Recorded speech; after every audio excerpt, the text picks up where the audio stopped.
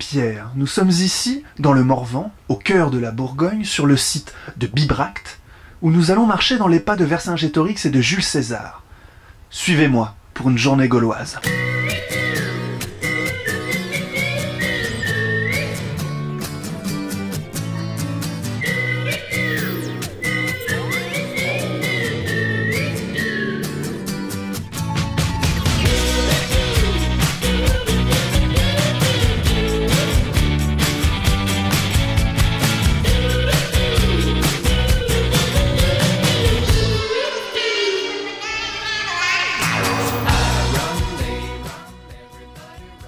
Le musée de Bibracte est véritablement la porte d'entrée du site, puisque les premiers remparts de la ville gauloise sont seulement à 100 mètres de là où je me trouve aujourd'hui.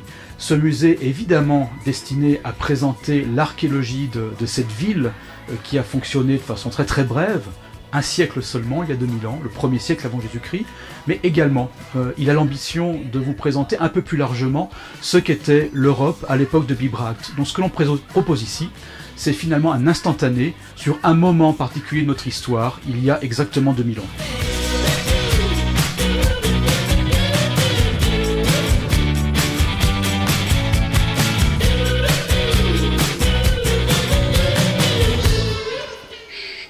On est en train de m'expliquer l'histoire de Bibracte.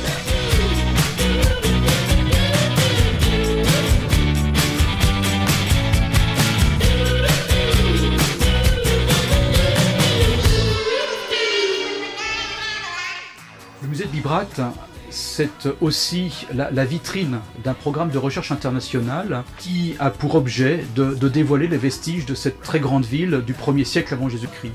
Une ville de 200 hectares, ça demande beaucoup de moyens humains pour la dégager. C'est pour cela que nous mobilisons chaque année des étudiants, des archéologues qui viennent d'une dizaine de pays européens et qui se regroupent dans le centre de recherche, dans le village proche de Gluanglène.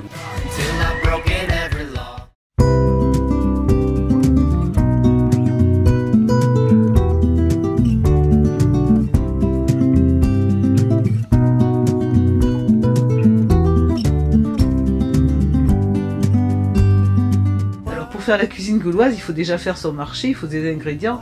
Et moi, je fais mon marché auprès des archéologues. Ensuite, pour faire de la cuisine, après les ingrédients, après avoir fait son marché, il faut des ustensiles de préparation, des couteaux, des meules et autres pots et chaudrons pour cuisiner. Donc ça fait partie des vestiges archéologiques que l'on retrouve assez fréquemment, notamment la céramique. Et je pense que les recettes que l'on propose à Bibracte, elles sont toutes archéo-compatibles, comme je dis, une Gauloise aurait pu les faire.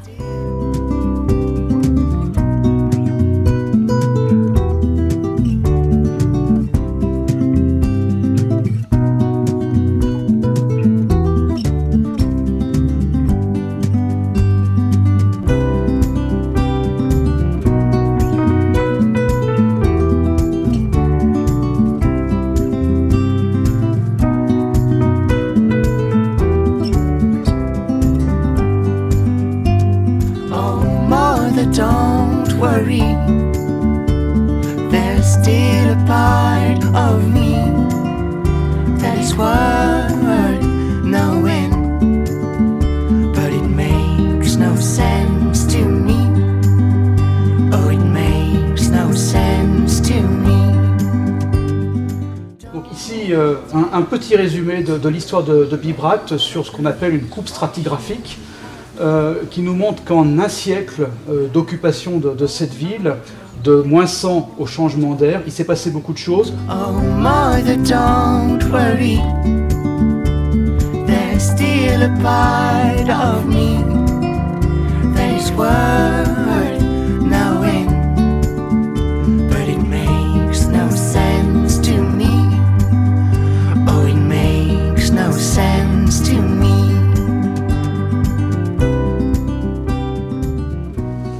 Vous avez vu? C'est fantastique. Alors à bientôt à Bibracte.